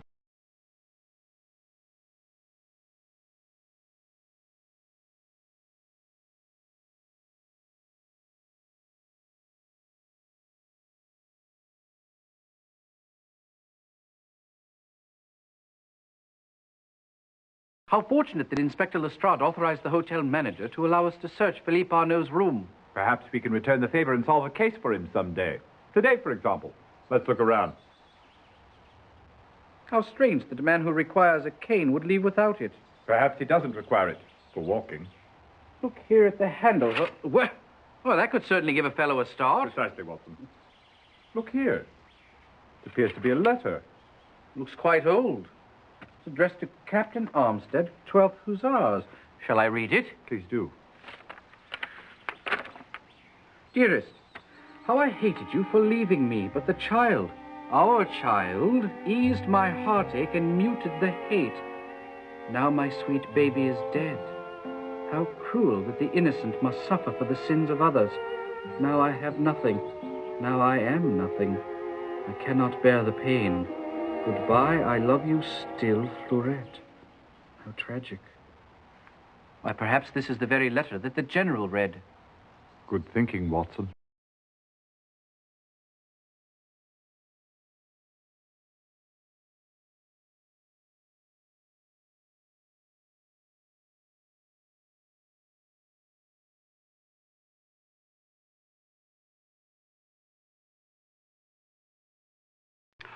Ah, but you must see Philippe perform. My nephew is an artist, a wonder. He manages to portray the Emperor Napoleon from age 19 until his last days on the island of Savarin. You would swear 5 different actors playing the part, but no, it is only Philippe aging before your eyes. At 48, he's the toast of the continent. You seem rather young to be the uncle of a 48-year-old man. I am but 8 years older than Philippe, though I can assure you I am his uncle. You might say that our family has a history of late arrivals. Philippe's father was 25 years older than myself, and Philippe's poor sister was 15 years older than he. Why do you say poor? She died many years ago under tragic circumstances. In fact, her mother was so upset over her daughter's death that she was put into an asylum. We received word yesterday from the asylum that she had also passed away. It upset Philippe very much, resurrecting old ghosts, as you might say. But we have been playing for enthusiastic audiences for several weeks. As we say in the business, the show must go on. And Philippe is a trooper. He would never allow it to affect his performance. Can you tell us where Philippe Arnaud is this morning? We should like very much to meet him. Well, he is not here now. Our company is staying at the Grand Hotel. However, I believe today he is visiting the National Gallery. But if you would come back this evening, I will have tickets awaiting, and after the show, you're welcome to come backstage and meet him.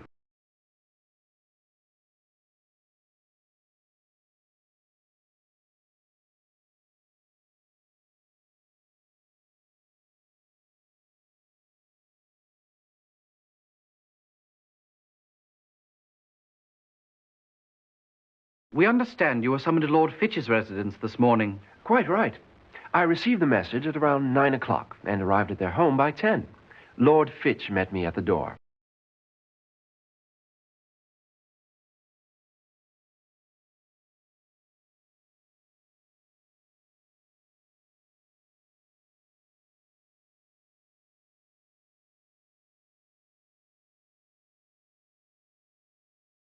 How in the world did you hear about it so soon, Mr. Holmes? The body's still warm. Couldn't have happened more than 10 minutes ago. Body? What body? Well, the one what's upstairs in 203. We're here for something else, actually. Looking for Pierre Martin. Well, that's the very fellow what was done in. Well, tell me, young man, do you know what transpired? Well, Mr. Martin checked into the hotel on the 8th. He was a Frenchman. I didn't speak to him much. Who discovered the body? I did. Well, I came along to his room to deliver a wire. Here it is, sir.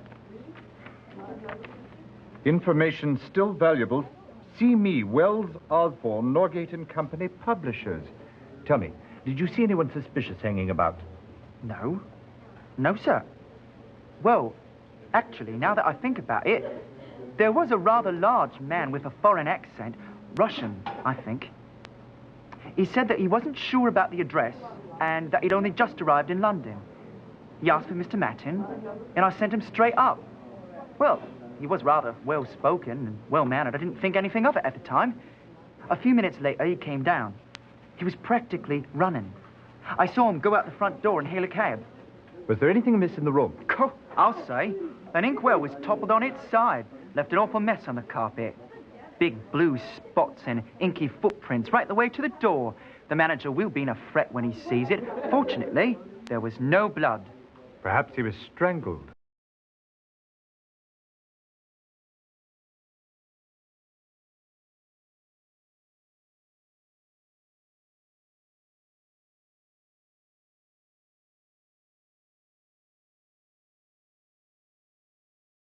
Are you from the police?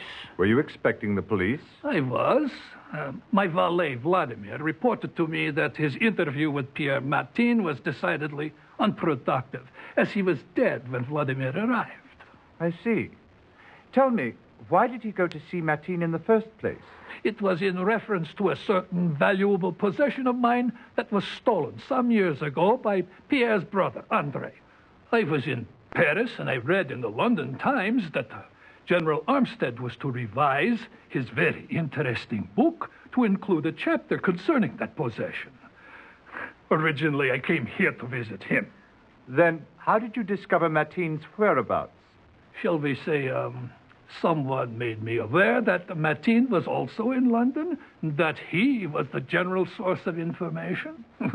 But when the General Armstead was reported dead, I had no other alternative but to pay a call on Martin. So I sent Vladimir, an old man's legs, you understand, to speak with him.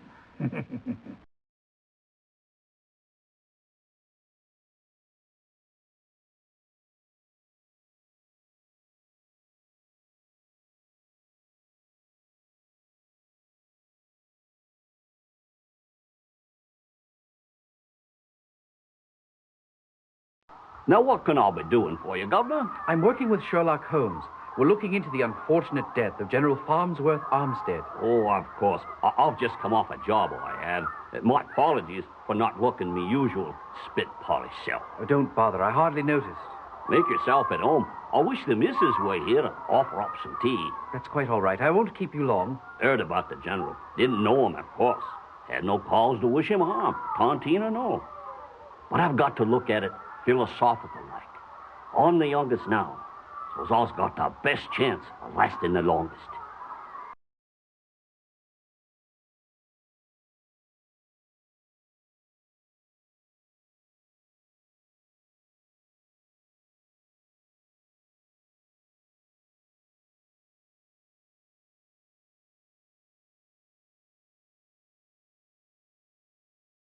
I admit I strongly disliked Armstead. He was a cad who made my sister's life miserable. I argued at length with my father against the marriage, but to no avail. But what was your sister's opinion at the time? Well, unfortunately, Mary was not the attractive sort who had scores of suitors. My father was afraid she'd be left a spinster.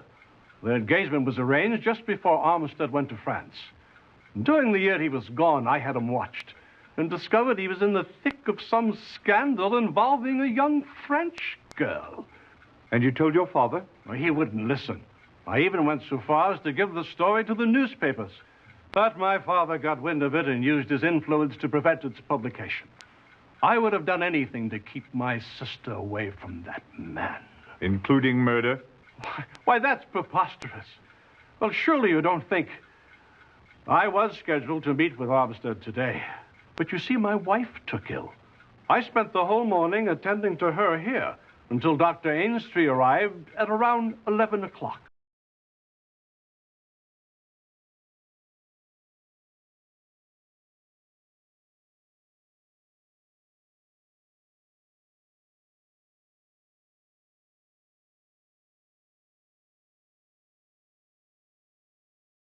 Captain, did you know General Armstead?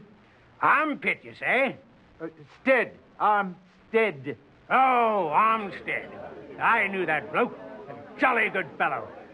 Sat next to me at the last shindig back in '65. The 50th anniversary and all that rot. We had a grand old time swapping lies about our adventures on foreign shores. He swore by French damsels, but I argued for the China ladies. I hope they catch the death rat who killed him and hang him proper. Have you seen the General since the 1865 banquet? I've never seen the General with a blanket. No, since the banquet. Oh. No. May I ask, what are your plans for the tontine money should you win it? Spend as much of it as I can while I'm still alive and kicking, and leave the rest of it to the Seamen's Fund when I'm dead. Or some people think I should leave it to my only kin, my nephew, Booth Lacey. I never would, mind you. He's a bit of a laggard, has never done an honest day's work in his life. Should I outlast the others and be found the next day with my skull bashed in, look to Booth. He's sure to be holding the club in his hand.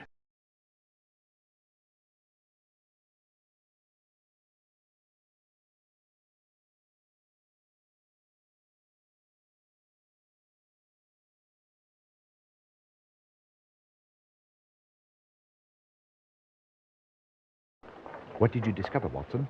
He wasn't in, Holmes, though his landlady suggested we might try the Red Bull Inn. The woman practically talked my ear off, went on and on about how Lacey constantly plays up to his uncle, Captain Jurgens, who's one of those old gents with the ticket in the tontine. I thought she'd never hush up.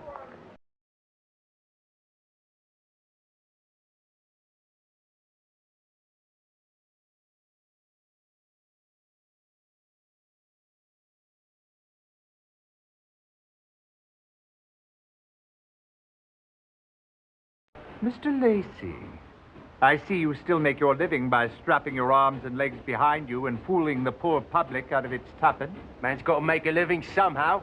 What can I do for you, Holmes? I want to ask you about the murder of General Armstead. General who? Really, Lacey, perhaps you can fool some of the public some of the time, but you can never fool Sherlock Holmes. Oh, that General Armstead. Where were you at 10 o'clock this morning? Where else would I be? I was at church. You, Lacey, at church? It hardly seems likely. I swear, at St. Mary's. They pass out soup and bread every morning at 9:30. The father will vouch for me. You can even ask him. I may just do precisely that.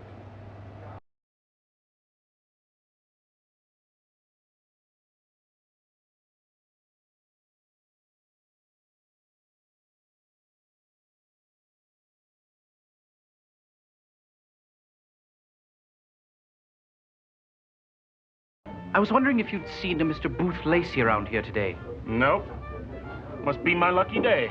Well, then, if it's your lucky day, why not spread some good cheer in the form of a pint and some food to that unfortunate chap standing outside your door?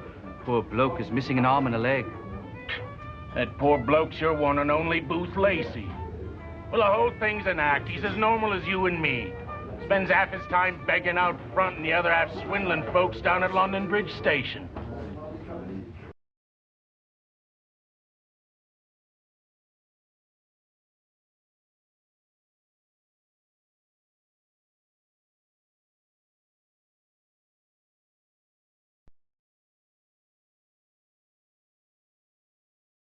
Been laid up for 2 weeks now with this blasted gout. Such a nuisance. Have to be carted about by my valet. Perhaps you should try avoiding those rich foods. Yeah, awfully sensible. But I always say might as well eat what you want now, because who knows what they'll be serving upstairs. Oh, quite so. Mr. Rowland, did you know General Armstead? Not personally. I knew of him, of course. Our little group has become quite small. Terrible about his death.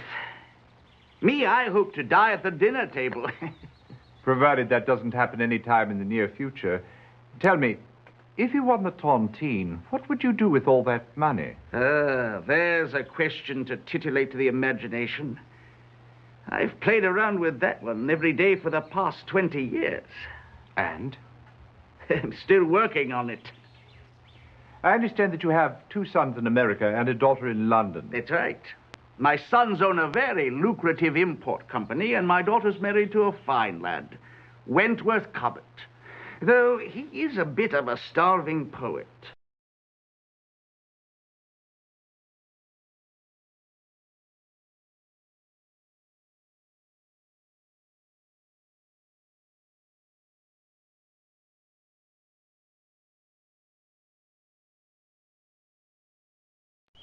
Count Rostov, Watson. Count Rostov, Holmes? According to the woman at the embassy, he is the only Russian national who has arrived in London in the past few days. But how will we find him? He's staying at De Kaiser's Royal Hotel. However did you deduce that, Holmes? Elementary, my dear Watson. I asked.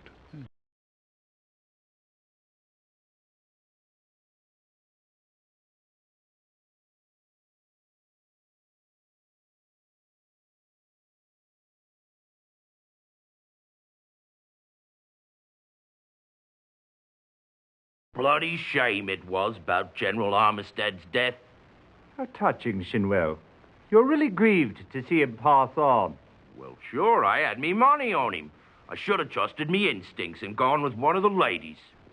Captain Jurgens doesn't seem to have had much of a following, even at 25-1. Nah, that's just Booth Lacey and his cronies, and that's really a sentimental bet. You see, Jurgens is Lacey's uncle.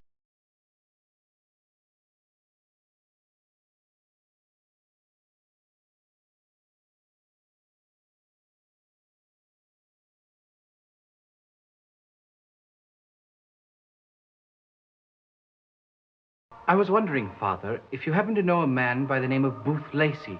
I should say that I do. I see him every morning. At Vespers? Wish that it were. No, at our soup kitchen.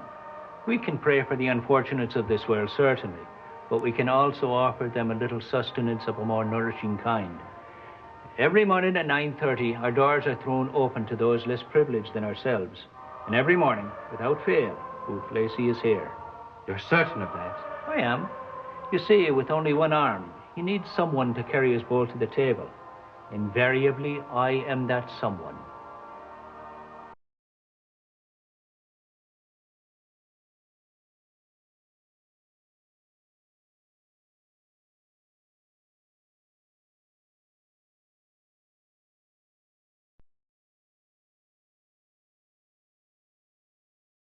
Would you care for some tea? Thank you, no. It's really quite good. We were just going to have some ourselves. I really won't be staying long. We get visitors so seldom. Did you know the General? We suppose he was at the last anniversary banquet. But we don't believe we ever met him. We were so sorry to hear of his death. It is such a pity. Well, so I imagine you ladies have thought about what you'd do if you won the tontine money. We have no living relatives, so there's no one to share it with should we win. We need very little to get by on.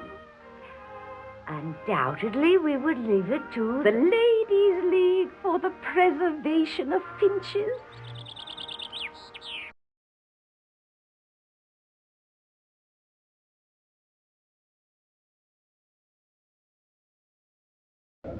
Hear ye, hear ye. The Queen's Court stands in order.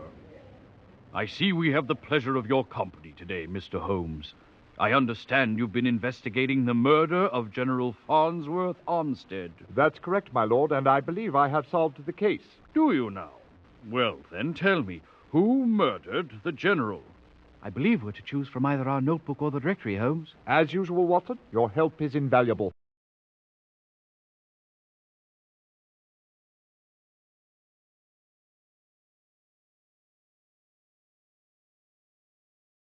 A brilliantly logical deduction, Holmes.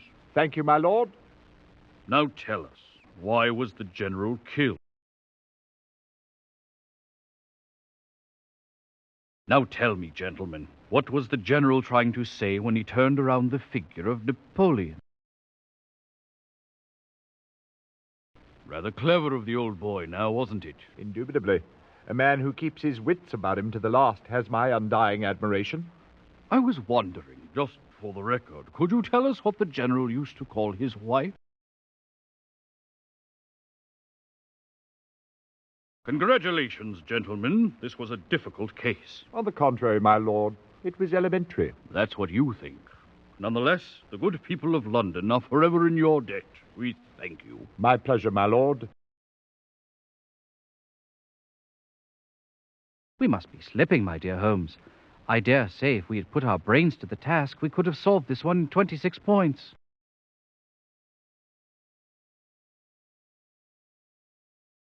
You say you've come up with a solution, and yet you sit there calmly cleaning your meerschaum. Please, Holmes, tell me what you've uncovered. Of course, Watson. It's quite simple, really. The most intriguing fact about this murder was the method. Mr. Sennett's report that he heard the distinct sound of swordplay struck me as most odd. It suggested an affair of honor. At General Armstead's home, my suspicions were confirmed. The old letter addressed to Captain Armstead, a rank he'd held some 40 years ago, suggested that it must have concerned something from the past, something that was clearly upsetting to him. That was the reason for the duel. But how can you be so sure there was a duel? Simple reasoning, my dear Watson. The general had time to place his chair against the wall, climb upon it, and retrieve a saber. The murderer allowed him to arm himself.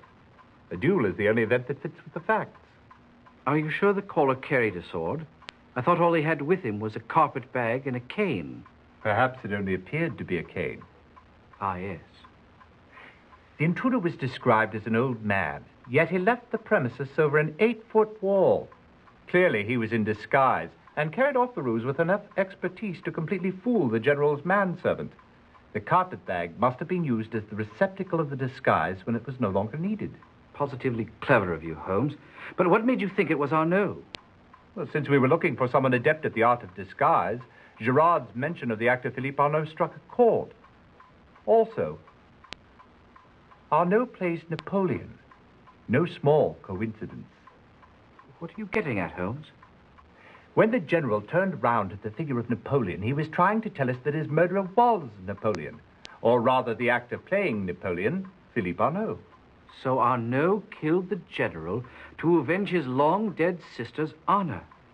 Ah, well, unlike most of our cases, this motive was closer to the heart than to the pocketbook. Quite so, Watson.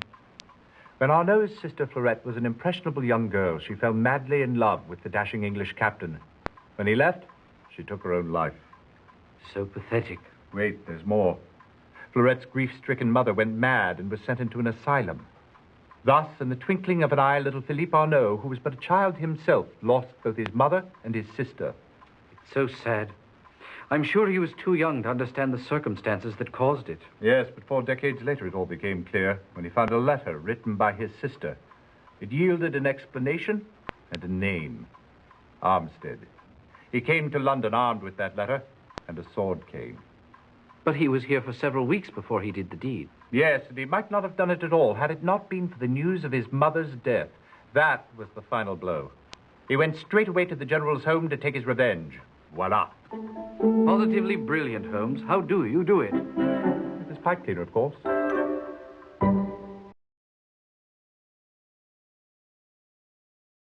Excellent job. If we had been doing our best, we could have solved this one in 26 points. But we're not too far off, are we? Excellent job. If we had been doing our best, we could have solved this one in 40 points. But we're not too far off, are we? Absolutely perfect. I'm quite sure we could not have done any better.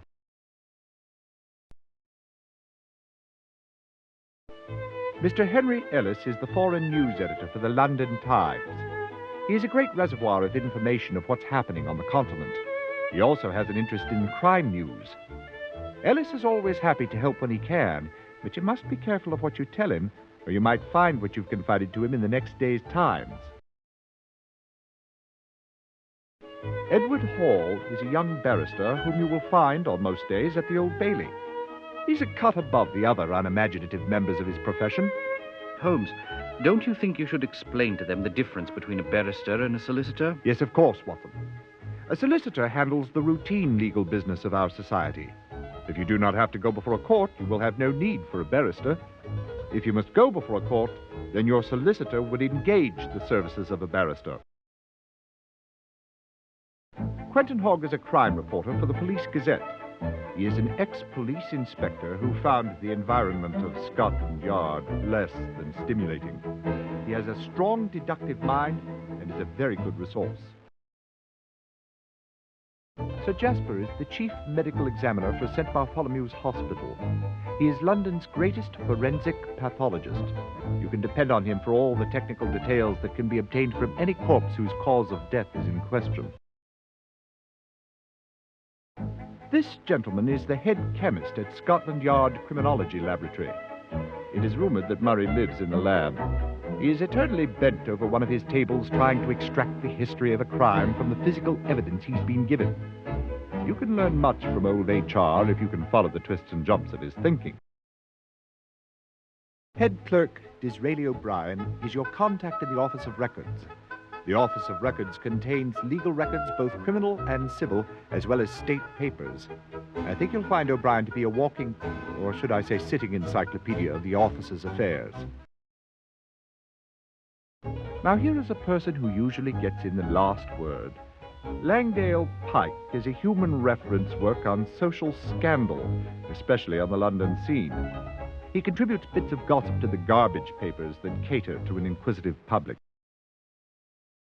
Porky is not a pillar of society, I dare say, but he is a man who has learned from his mistakes and is trying to start a new life. Although he is no longer in prison, he is still behind bars, or shall I say, a bar. Jolly good one, Holmes. Yes, Watson. Well, the bar in question is the Raven and Rat Inn. Porky is the proprietor. He has been of great help to us in the past, and I expect he will continue to be in the future. If I can't find something in my own files, I go and examine the overflowing shelves of the great London Library. It is a wealth of information. Ah, Scotland Yard. If the Yard knew how to examine evidence with any skill, there would be no need for our services. Inspector Lestrade is the pick of a bad lot. But it is true they may be a source of valuable information. After all, the professional police have methods for gathering facts that are not open to us. This is a records office housing documents pertaining to births, marriages, deaths, and last wills and testaments. The Baker Street Irregulars are an untidy bunch of young street boys who happen to be on the proper side of the law. They have an undeniable knack for bringing back priceless bits of information in a fraction of the time it would take Holmes or myself. When you want to summons them, first choose the destination from your notebook or the directory, then choose the irregulars. In no time at all, they will return with whatever details they were able to unearth.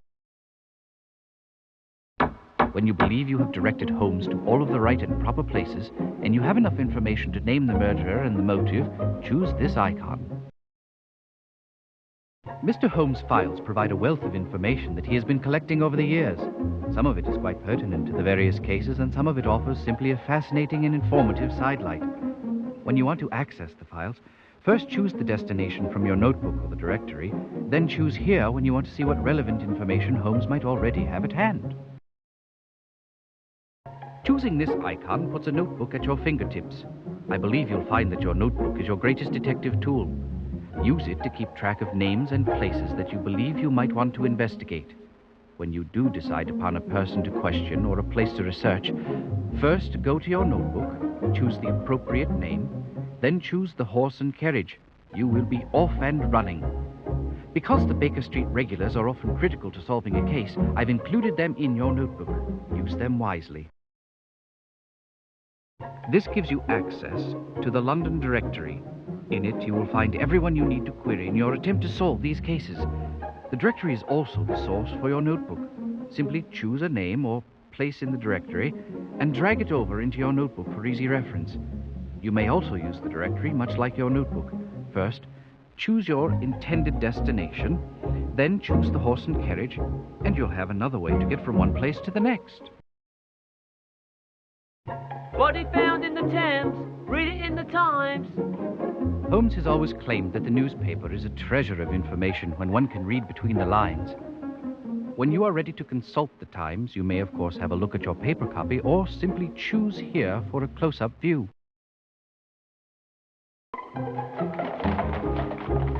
Choose this horse and carriage after you have chosen your destination from either your notebook or the directory. It will take you where you want to go. Sorry, Holmes. No information here. Then let's not dawdle, Watson. There's work to be done. How unfortunate. There's not a soul in sight. Pity. All this way and not a clue to help us solve this case. How terribly disappointing. It appears that they've just left. There are fresh footsteps retreating from the front door. But look, Holmes. There are also some coming towards the door. Terribly observant, Watson. However, the prints you are looking at belong to us. I've rung the bell a half-dozen times and no one has come to the door. Really, Watson? Next time I would appreciate it if you would thoroughly research your leads before you ask me to come along. They had absolutely no information pertaining to this case. I thought not, Watson. It appears that we've wasted our time. Oh, look. There is a note on the door that says that they will be out all afternoon. It appears we have wasted our time. Excellent deduction, Watson. You're finally learning. How unlucky. No one seems to be around. This appears to have been a royal waste of time. Why is that, Holmes? There's not a soul in sight. I can't believe we came all this way when there are more important things to pursue. Indeed, Holmes. I don't know what got into us. What did you learn, Watson? Not a thing, Holmes. You learned nothing? Don't get testy, Holmes. There wasn't anyone about. My humble apologies, Watson. Pity. It appears that no one is in. However can you tell, Holmes? There is a sign on the door that says, "We are gone for the day." How terribly observant, Holmes. Elementary, my dear Watson. Well, Holmes, I checked in with Mr. Al-Sad's manservant and... And you discovered that Mr. Al-Sad was not at home. But however did you know that? Elementary, my dear Watson. I noticed some crumpet crumbs from the corner bakery stuck to your lapel. You haven't been gone long enough to stop for tea and interview anyone at length. Most observant. Terribly sorry. It seems you need to turn up a clue or so more before the case can be judged. Please do continue.